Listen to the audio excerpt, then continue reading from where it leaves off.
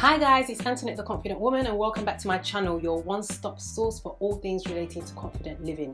If you're new here, thanks for stopping by and consider subscribing if you like the content.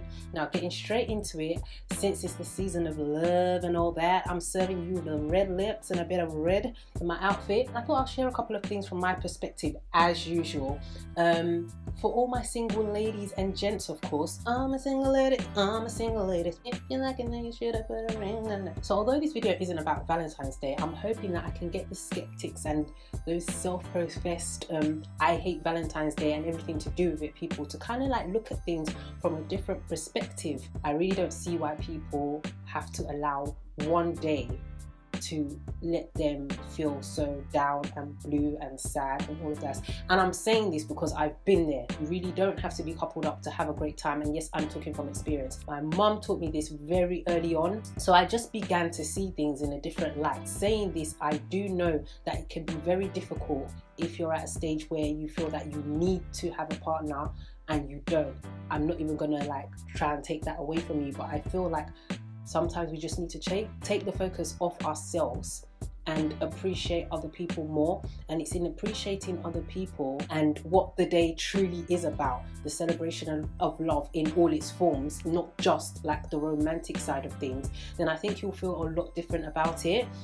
We've placed so much emphasis on the romantic side of Valentine's Day when really Saint Valentine's himself, where everything kind of originated from, Google him, I haven't got time to be going into all of that. He showed much more of what I would call like sacrificial love, where he gave of himself to serving so many different people. In a nutshell, the day is not just for couples and everyone should celebrate it in the way they want to celebrate it. And up until today, I still show my appreciation to other people other than my partner. So really, you make it what you want it to be, period. And this might sound so cutthroat, but it was one of the best advice that I got from my mum in my lonely teenage years. You don't need bae to make the day special or memorable. Everyone wants to be loved. It's such a natural feeling.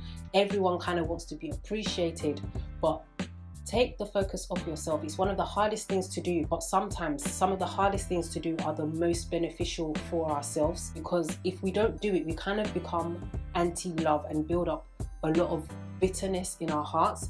And it might not necessarily affect us now, but in the long run, it can have a negative effect and on the way it shapes our thinking. Forget what society says about this day, make it your own. So moving on to the next point, and the question that almost everyone wants answered is, how can I be more attractive? Outside of making yourself look good, which will make you feel great, and in line with what I previously mentioned, the answer simply is to celebrate and love and value yourself and your body. And I know this is probably not what you want to hear, but this recipe I'm giving you is free and very effective. When you're happy, or content is probably the best word for this, in a situation you're in, even if it's not your ideal situation, and you're not coming across as bitter, then things begin to happen. You actually begin to look a lot different. You can say the law of attraction goes into play. Subconsciously, you start giving off positive vibes and you naturally attract people to you. So deep down, you may want to be coupled up, but you don't allow that need to change your outlook of life or dull out your sparkle, because it can very easily blow your light out. And when you celebrate yourself and others for that matter, then you really do become a magnet. But please be careful of who you give your attention to when people start noticing. So next time Valentine's Day rolls by and you're single and dateless, instead of moaning and saying, oh, I hate this day, celebrate the day for what it is. You say what that day is going to be for you. Something wonderful is going to happen in your psyche. And I don't know the science behind it, but it actually works. And you see, even before I was booed up, I was celebrating Valentine's Day by myself. Ain't no one asking me to be their Valentine's. In fact, I don't even think boys were looking at me, let alone noticing what's going on here. Looking back, I can laugh at it, and there's a story behind it. Story. Once upon a time. So back in secondary school, everyone be having their man them blah de blah de blah, and my mom, being my mom, said you better stop crying, because I came home and I was just like, everyone literally had a Valentine's school. You know when you're like trying to say your point and then like you're exaggerating, like everyone has a Valentine but me. It's really like, what is all of this about? You don't need anyone and their stupid flowers to validate you.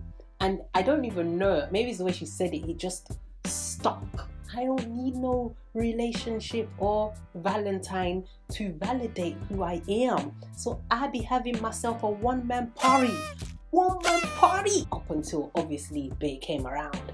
But my point is, make the most of what you've got. And I'm not even saying it from a condescending point of view.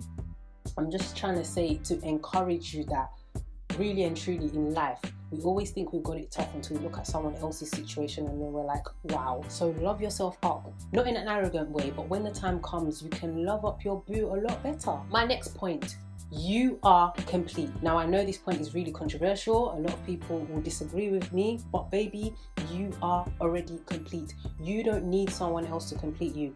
I know there's so many people that disagree with this, but I really do feel that ain't no man, ain't no woman gonna come and complete you. If anything, in a relationship, they're gonna take from you. And what I mean by this is relationships are about give and take. If you're not holding yourself, you're always going to want to take and not actually give. So change your mentality regarding someone's going to come into your life to complete you or make you happy, or everything will be honky-dory from them and all your 99 problems will disappear. Don't place your happiness or your value on anyone. And for those guys that are waiting for their wife to come and cook and clean for them, my friend, you better get yourself together and kick that outdated mindset to the curb and up your game, bruh. Times have changed. They really have. I can't get over the fact that in this day and age, there's still guys out there that are like, nah, they're not going to be doing this, they're not going to be doing that in the house. And I'm like, who got time for that? So rounding up this point, work on bettering your whole self so you can be a better partner. And from my experience, going into a relationship with little to no confidence and self-esteem issues can actually be draining on both parties. And I tell you, if that person is not strong in themselves, then it could actually be a recipe for disaster. And this relates to a lot of other issues. Save, save, save, and save. So you're probably thinking, what's this got to do with loving? I think a lot. Too many of us are living for today, forgetting about tomorrow. And they say money and sex are like the biggest reasons many relationships end. And looking back, I know I could have saved a lot more than I did, and I really did waste a lot of money on things that didn't matter and didn't serve any real positive purpose for my future. But I made a lot of changes and like purposefully started saving and investing, and I can see now how beneficial the steps we made so early on has been to us now. While you're in the position to save, just keep saving so that when it's time for you to build your future, if you want, with someone else, it makes things a lot easier. It's just my perspective on things. So my advice to my youngers is, do the groundwork now so that you have a better tomorrow. Have a long-term vision and plan for your relationships. And as I always say, short-term pain for long-term pleasure. Trust me. Yeah. Next, give. So you're probably thinking, okay, so you just said we should save and now you're saying we should give.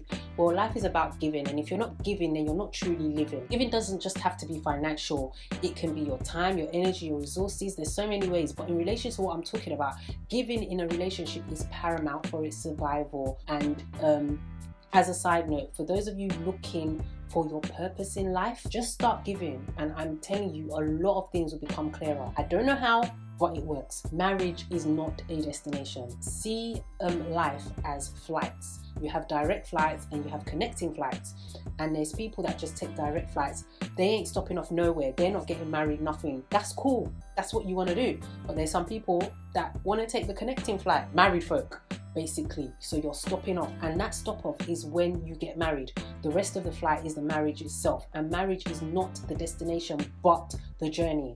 Or should I say another journey, a continuing journey. So many of you are talking about marriage as though it's your final destination. So for example, I'm going to wait until I get married, until I do XYZ.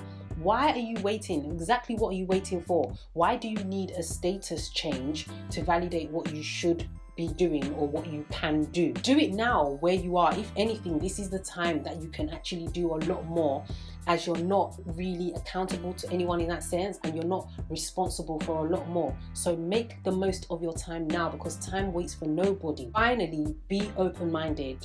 never say never. Never say that you can't be with someone or you just don't like a certain type of person. Go and watch my previous video where I spoke about my love story with my husband.